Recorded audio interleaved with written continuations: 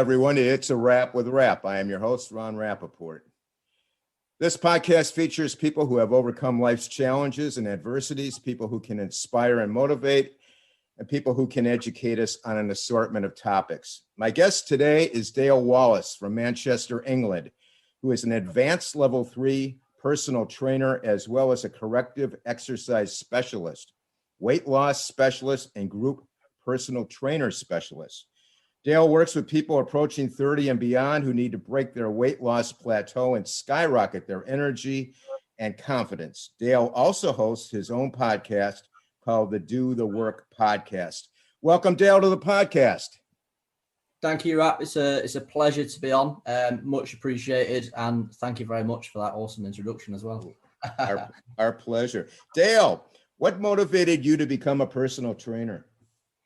So for me, it's probably different to a lot of personal trainers. Often the route can be kind of, being overweight to wanting to lose weight. And with me being a weight loss coach, I think, or a specialist, people tend to think it comes from that route. But for me, it was being the small, skinny guy, to be fair. It was very much being and feeling like I was just, smaller and not as big as the people around me, sort of being in, sports changing rooms and things like that. And always wanting to be a little bit bigger and thicker, and that got me into weight training, and then that sort of motivated me to be able to help other people feel sort of happier, healthier, more confident with the body. What requirements did you need, Dale, to obtain an advanced level 3 personal trainer as well as a corrective exercise specialist? Yeah, so I did my personal trainer came first. The level 3 is the minimum requirement that you need to sort of work within a gym as a PT within the UK. The qualification differs sort of in different countries, if you will. To do that, it was a 10-week course. It was an intensive sort of Monday to Friday, full day course that consisted of, theory exams and then practical exams and things like that. It is a qualification that once you've got it, you've got it, but the expectation is that you continue your learning and development after that. One of the things I wanted to develop into was kind of corrective exercise, which you've mentioned there, which essentially is arming me with the ability to kind of help people that come to me with little niggles or little injuries, or maybe just sort of imbalances or tightness in different area. That particular course was an online course, so that was lots of online learning and reading followed by an exam, which again then has just left me, much better armed to suit to help my clients. What is the approach you take to create long-term change? Yeah, so for me, it's really, really important that we focus in on habits. So the big approach I get people to do is kind of start really small. People often come to me with massive, big sort of goals and aspirations, and it's quite important that as a coach, you manage that expectation, but still motivate them enough to want them to make big change. And the big way I do that is by breaking it down into habits and daily actions, and starting small, not saying go to the gym every day or, go and sort of kill yourself in the gym and make yourself sick. It's a case of, right, where am I now? And what can I do today, or what can I do this week to start moving forward and start moving in the right direction rather than trying to go, full speed ahead, if you will. Dale, what are the main reasons people seek a personal trainer for? The reason that people tend to come to me initially is weight loss, but it's usually much deeper than that. And this was talked about in a course that I was on at the weekend. I attended a mental health an exercise coach course to again arm me to help people better in the psychological sense and with their struggles as well. So people tend to come and they say it's weight loss, but it's usually body confidence. It's usually kind of to improve their overall performance in life and overall health, how they feel in their clothes, how they are with the partner, or to maybe go and seek a partner. It usually goes much deeper than what that surface level initial reason is. Yeah, that makes sense. How would you advise someone to get started on their weight loss journey? So I would say if you started on your own, as I said earlier, start small. So start small as you could possibly think. So if you're someone currently who, sits on the sofa and binge watches Netflix and, eats far too much of maybe what you probably shouldn't do for weight loss, it probably wouldn't be to go to the gym 5 days a week.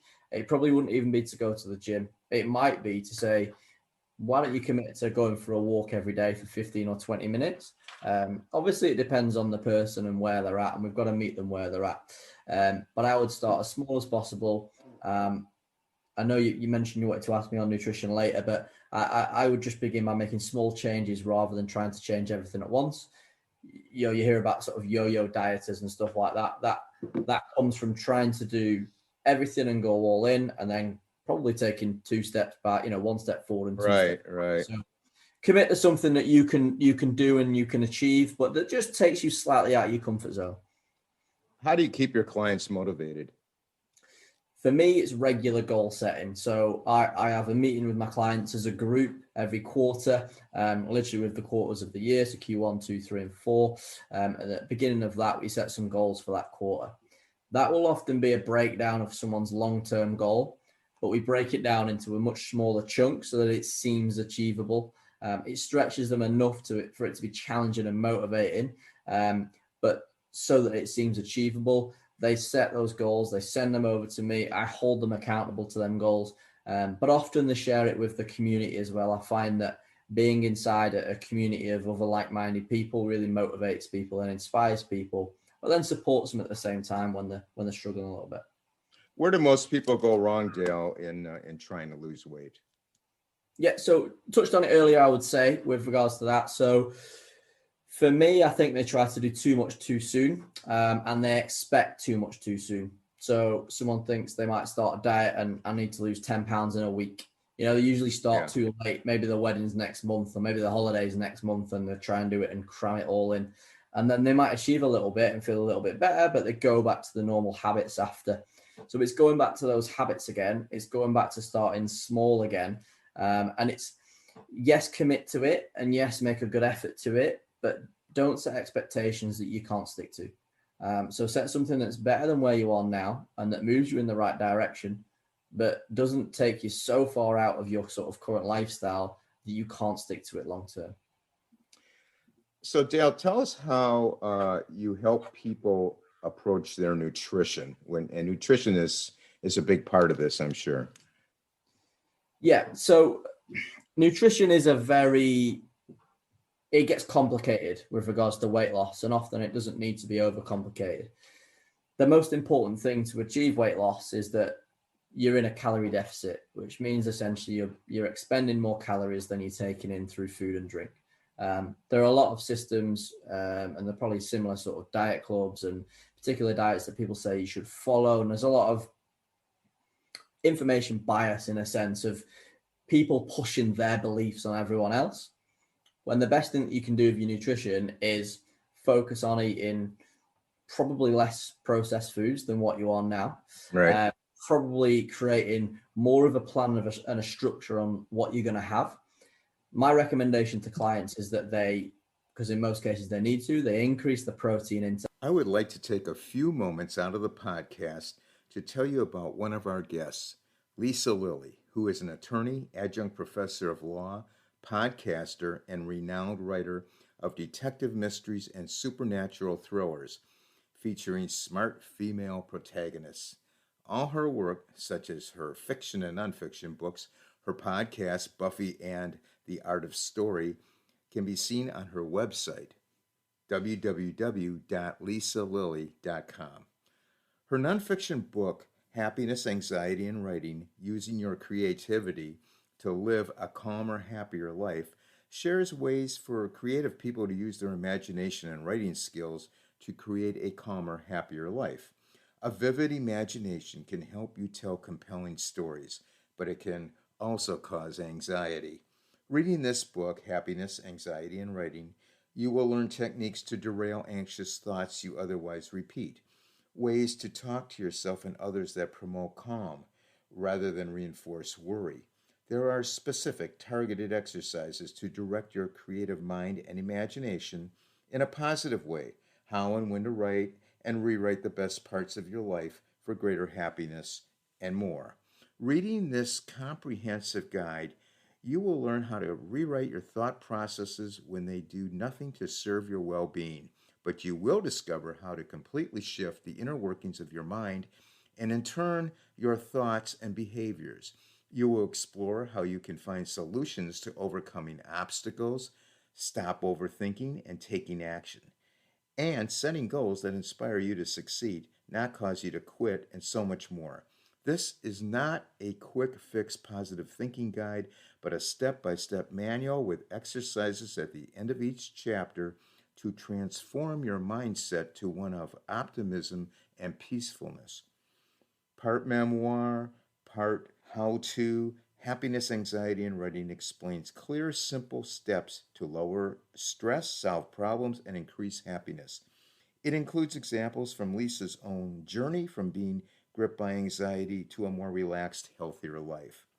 Available in paperback and Kindle edition from Amazon, Google Play, Apple, Barnes & Noble, Books A Million. The book and author's links will be posted in the podcast notes. Um, there's a number of benefits that come with that, which include obviously getting enough protein to recover from your training sessions and repair and rebuild. It also helps with fulfilling your appetite, which is obviously good for people that find themselves quite hungry. Again, if you're eating more things like that and manage your appetite better, you're not going to be as hungry in between meals. You're not going to snack and do all the things that probably harm your weight loss goals or aspirations, if you will. Right. So important things, reduce it down the processed foods, be consistent in your meal times, and make a plan. If you make a plan, you're more likely to stick to it. If you leave something to chance, don't prepare your meals, there's then a good chance that you're going to be, in the wrong shops and making decisions with fast foods because you just haven't already made a commitment. Right. Do you recommend nutrition supplements? Why or why not? As a rule of thumb, I would say I don't recommend, if someone comes to me, unless they're sort of deficient in something, then I wouldn't necessarily say you must take this, you have to have this. There is a big push within the fitness industry from a lot of people to, again, sort of push things on people and tell them they need it when potentially they don't. Most people can get improvements in their health and their diet and their overall lifestyle by simply, as I mentioned, less processed foods, more fruits, more vegetables, those kind of things. Doing those things, focusing on improving your sleep, going to bed at a consistent time, waking up at a consistent time, would have more of a benefit than the supplements would do. In particular cases, people might have deficiencies, at which point then it might be that got recommended by a dietitian or a nutritionist, potentially, if it's an extreme case. But something like a creatine supplement would be something I would recommend for most people. A lot of people will be deficient in vitamin D. That would be something that I might sort of blanket recommend, if you will. And maybe a multivitamin or omega-3s or 6s if someone doesn't have an intake of a lot of healthy fats, as we would say, in the diet. But they would be probably the ones I would recommend for the average person.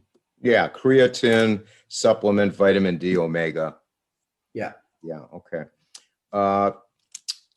Talk to us about the importance of habits. So this is a vast subject, to be fair, and what we've got to think about with habits is what we do every day shapes our results. And I like to say the quote of what you do today doesn't matter, but what you do every day for a long period of time matters more than what you could know. So we can make a one-off decision to go to the gym today, and that in the grand scheme of things means absolutely nothing. But if we do that combined over a period of time, then that's going to make a hell of a change to our mental health, to our physique, fitness, and all of that. So it's more about what we can do every day, not what we can do once in a while, which is why we want to really build those foundation, those habits. And I suppose you could say non-negotiables in a way. Yeah. If you can commit to, getting outside for 20 minutes and going for a walk every day, then that would be a good thing to do. And what you'll find is when you start with habits, you build momentum as well. And you can do it in the other way. So we can build, once we get started, it gets easier to keep going. Once we've been to the gym once, it's easier to go the following day and the following day. But at the same time, if we get out of the habit of doing that, it's harder to then get going. It's hard to get back in. Yeah.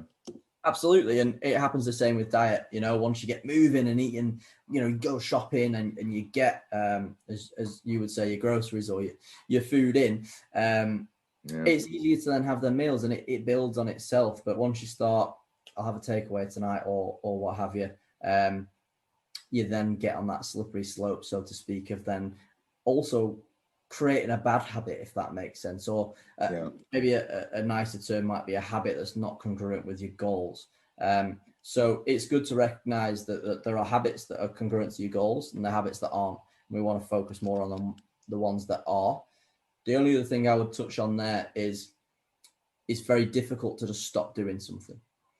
So with regards to your habits, if you're wanting to stop something, it's very important to start something else. You're be aware that when people stop smoking, they tend to put weight on, or they tend to start maybe drinking or whatever that might be. So it's really important to make sure if you're stopping something that you do daily that's, not serving you, so to speak, what are you going to replace that habit or that time with? And it might be going to the gym, it might be eating healthier, it might be going out for a walk, but it's really important to have something else to focus on. Because if you're thinking about that one thing, all you're going to do is continue to think about that thing. And so you're talking about find a suitable substitution. Absolutely. Yeah. So Dale, we all know diet and exercise is the key. What do you consider a good time period is to exercise? And talk about the effects of over-exercising. Okay, cool. Yeah, so the easy answer to that would be, it depends. And it kind of does depend. My personal sort of guidance with regards to my clients would be you should be in the gym or exercising somewhere between 45 minutes to an hour optimally. However, if you're someone who's, seriously restricted on time, then it's not harmful to do slightly less, 20 or 30 minutes. It's just not optimal. So the optimal answer to your question would be 45 minutes to an hour from my experience. And that's what I do for my own training as well. In terms of frequency, to answer that, I would recommend for most people somewhere between 3 to 5 times per week. If you're more of a beginner, you could probably get away with a lower frequency. If you're more advanced, you could get away with a higher frequency. And then with regards to, you mentioned sort of too much or overtraining. Often people are sort of more under recovered than overtrained, if that makes sense. They don't give themselves enough time to kind of recover. Yeah. That can be solved through your diet. That can be solved through your sleep. But if people are just, training hell for leather 6 to 7 days per week, you probably might recommend that they could reduce the frequency of the sessions down.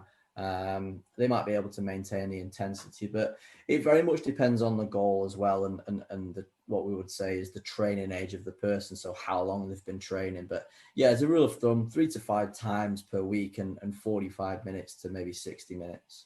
Dale, what's the best time of day to work out? You hear people say best to work out in the morning. Other people say later in the day. You have any idea on that? Yeah, I've kind of got 2 different answers. I'm gonna sort of sit on the fence a little bit as well. My personal preference is afternoon. I'm quite lucky in my job. I can build my days around where it's most optimal for me to train. And the reason I choose that time is because I've got the most energy. I've had a few meals in me by that point, and the performance in my session is at its best. However, for most people that have office jobs, they work 9 to 5, I would argue that the morning is the best time to train. The morning, okay. You're getting them endorphins as the day begins. You're feeling successful once you've been to the gym. Therefore, the rest of your day is probably going to be built around better decisions. And also, the other side of that is you're not getting till 4 p.m. and 5 p.m. You've got all day to decide then not to go to the gym. You've already conquered that beast. You've already done it.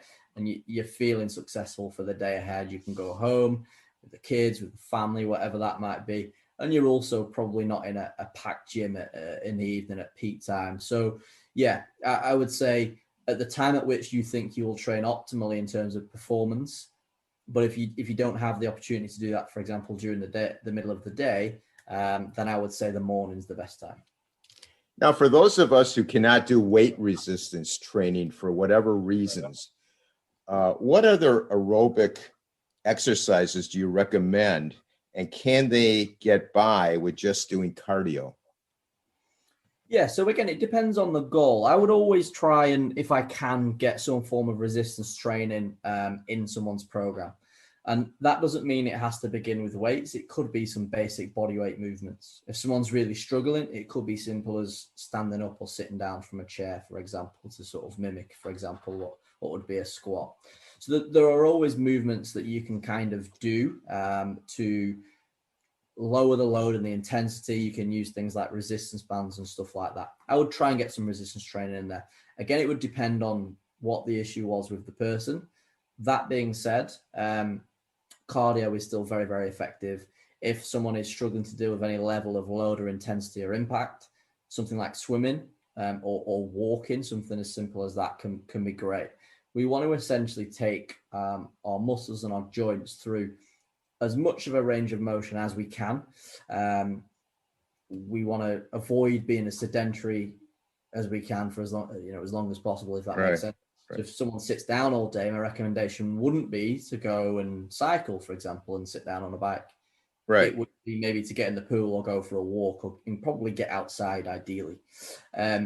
So again, my recommendation would vary on the person, their lifestyle, their occupation, but I would always recommend something is better than nothing. So yeah, if all they can do is something small, let's go do that. Well, I'm glad you mentioned swimming and walking, because that's primarily what I do. Yeah. And Awesome. I haven't been lifting weights in a while, because I really didn't want to get back in the gym with with all the COVID and all that stuff. So, yeah.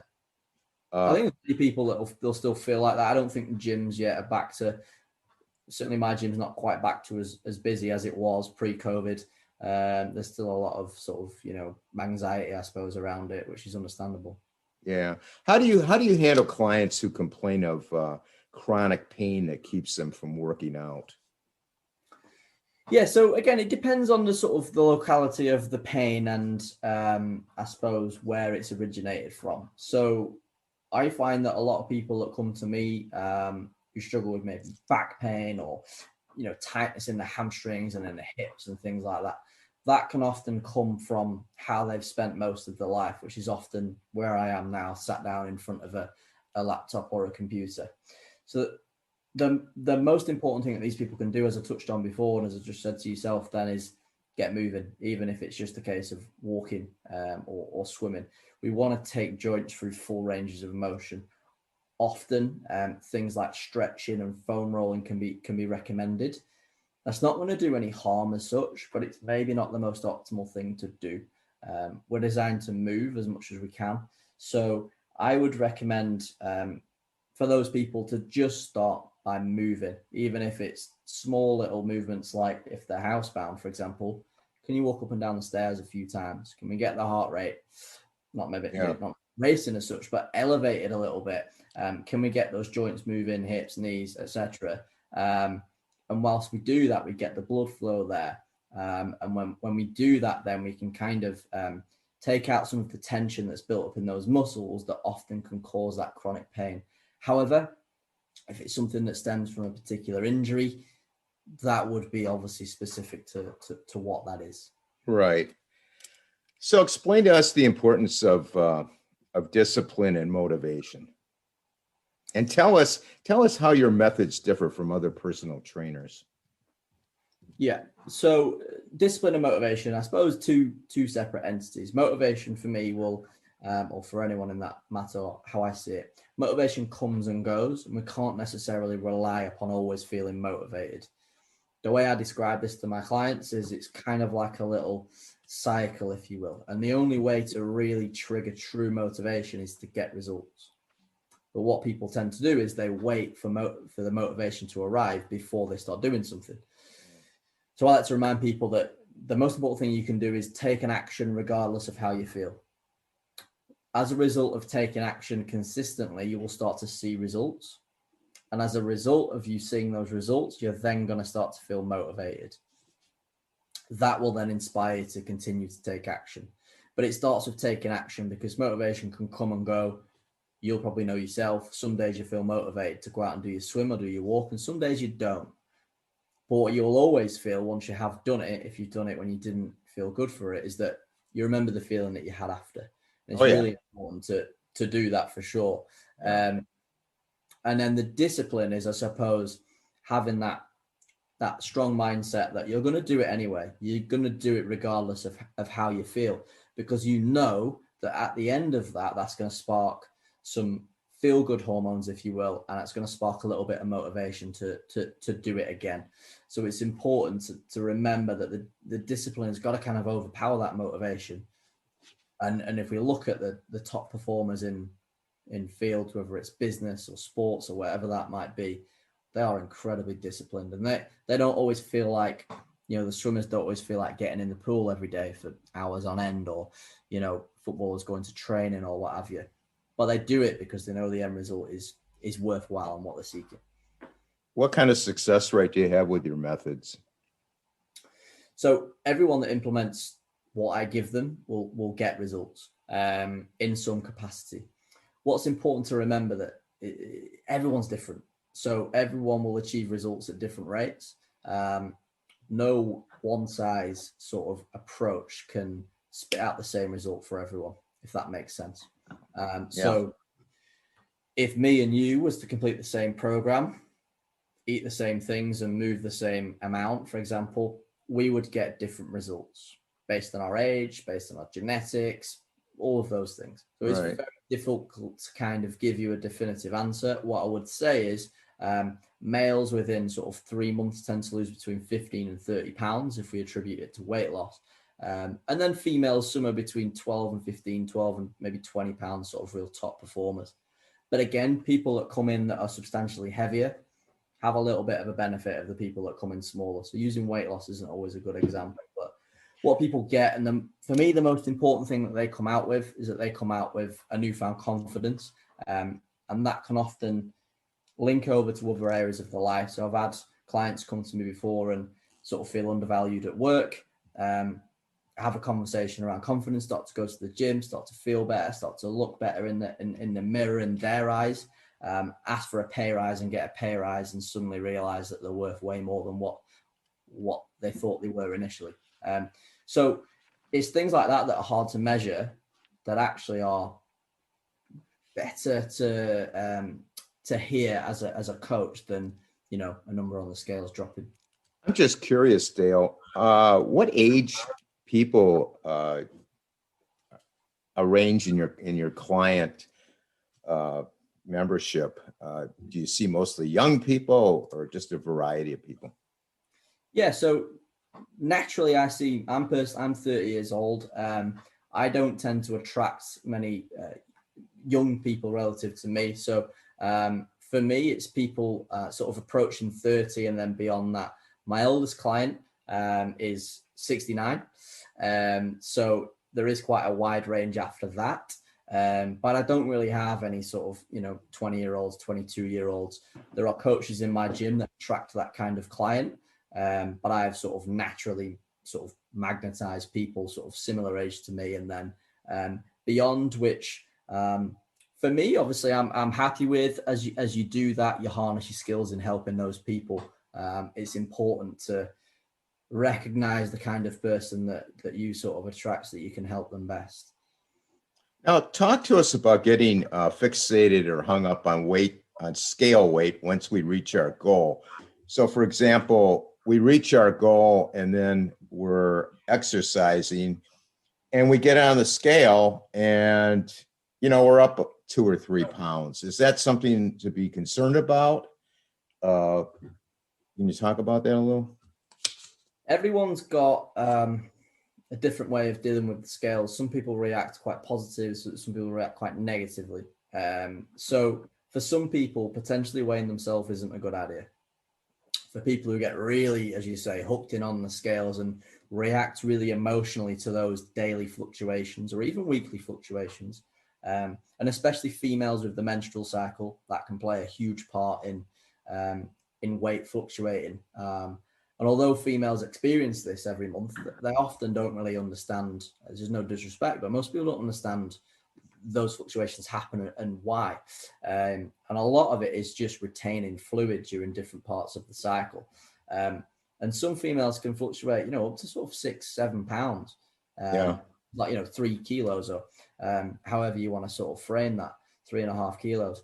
And that's a lot of weight. And if you're stepping on quite frequently, and if you're comparing to, last week, for example, and, the female's in a different part of her cycle, comparing to, week 4 to week 3, for example, it's not really a fair comparison. And what they maybe should do is compare week 4 to the previous week 4 and week 3 to the previous week 3. And Right. that would be a more accurate way of and fair way of doing it.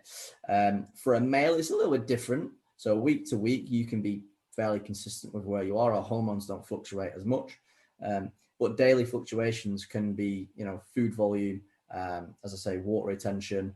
When we eat carbohydrates, we retain more water. So if you've had a heavy carbohydrate dominant meal, chances are the morning after that, you're going to feel and look a little bit more bloated, and you're going to be heavier on the scales.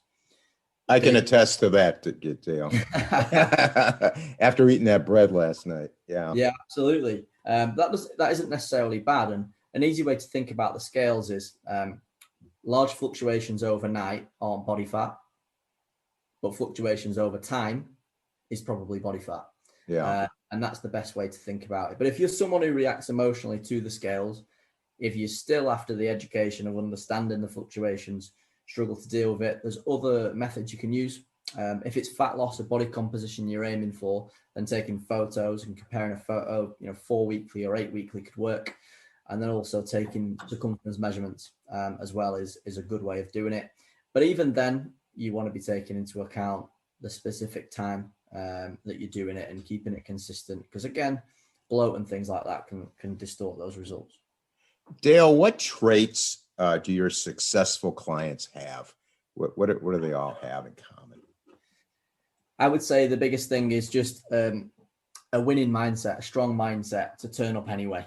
And also honesty. So I was having this conversation with 2 clients today. One person who's particularly honest and comes to me at the time of maybe having a bad week or a bad day and tells me straight away. And then there's another client who maybe will kind of go into hiding. So the best thing that a client can do after they've had a bad day or a bad week is come to me and tell me. So then I can support them, and help them, or I can tell them what they need to hear depending upon the situation. But if I don't hear about it, I can't help them. So Right. That's a really important thing to kind of be honest. But yeah, to have that drive and that discipline to kind of come in and do it anyway. But that all stems from really understanding the reason why you're doing it. So as we mentioned at the start, weight loss isn't enough, or a little bit fitter isn't enough, Yeah. a little healthier. It has to cut deeper than that. I'll always ask a client, 5 to 10 times, why? I want to lose weight. Why? And then why?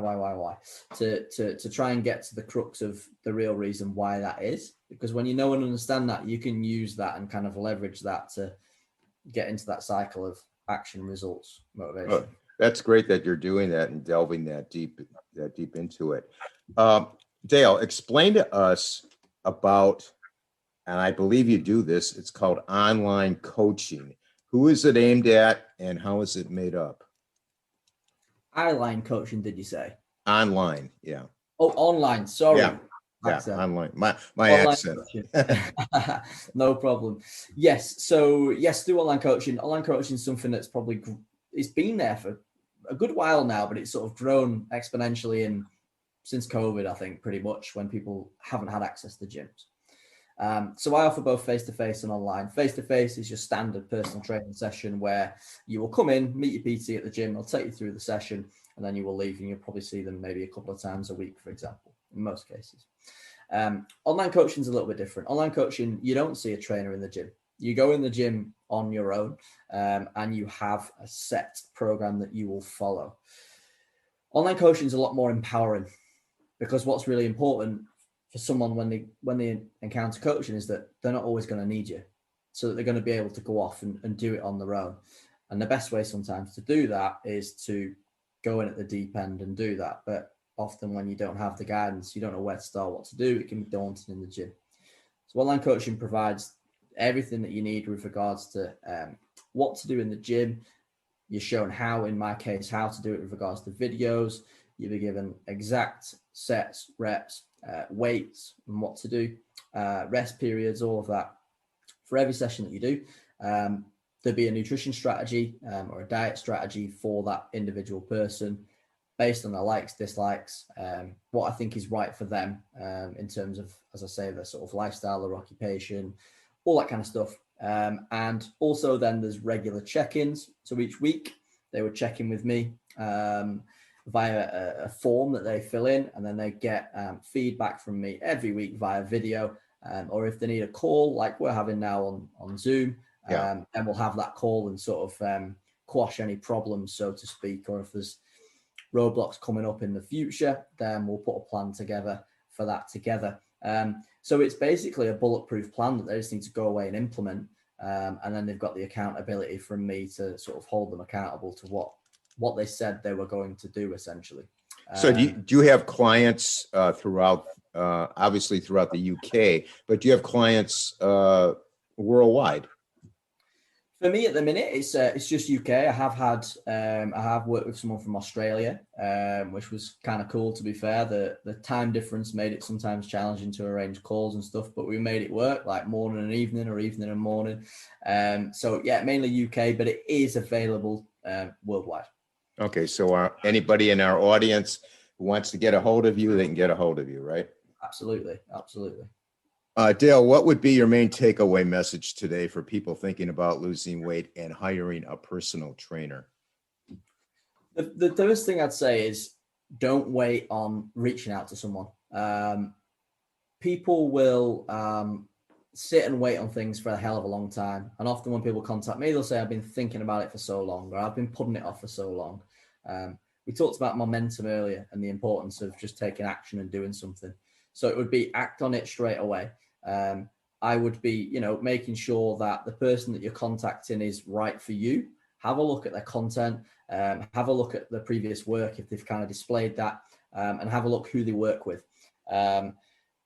Be honest with them and tell them exactly what it is that you want to achieve, and be honest with yourself about why you want to achieve it. As we've said, surface level weight loss isn't enough. Usually it's body confidence and things like that that can be measured in a number of ways. But yeah, be honest with yourself, take action straight away. Don't sit and wait, because the longer you wait, the harder it gets to make that contact. And the more of I like to say, is kind of the monster under the bed, which if you don't look, it grows and it grows and it grows and it grows and the thing grows. So yeah, get on with it. Don't dawdle. Yeah, definitely. What are you most excited about going forward?